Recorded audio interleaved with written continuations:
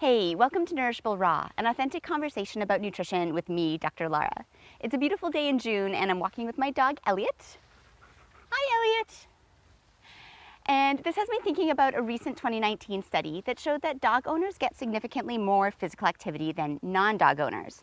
On average, they walked 300 minutes per week, which was 200 minutes more of walking than the non-dog owners.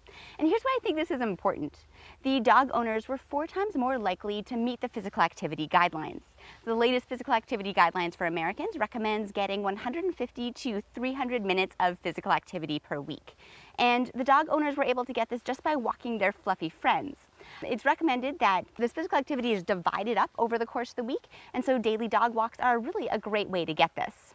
Anecdote is not evidence, but anecdotally, I have certainly started walking a lot more since getting Elliot the poodle 5 years ago. And this idea is supported by science too, which shows that getting a dog significantly increases your physical activity. Besides physical activity, there's evidence to suggest that dog ownership is linked to good health. An enormous Swedish study showed that dog owners have a significantly lower risk of dying from cardiovascular disease. Plus, they had a lower rate of dying from any cause over a 12-year period. I'm clearly obsessed with my dog, so I'm biased to be excited about these studies. But the reality is that dog ownership isn't for everyone.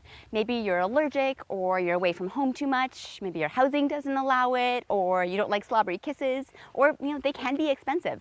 But what I think is important is to look at these studies to show that dogs can be a fluffy motivator to get in more walking, and then try to figure out how you can hack your lifestyle to get in that motivation elsewhere.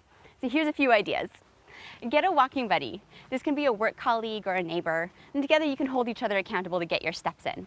Or you can try incorporating more walking into your commute.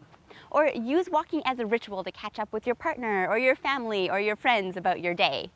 My take is that walking is a free and accessible form of physical activity.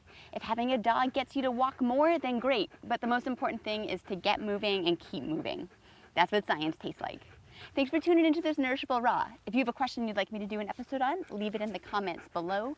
Check out my video description for all my references, and be sure to subscribe to stay up to date on all things nutrition. Bye! Oh, you're so cute. You're cute.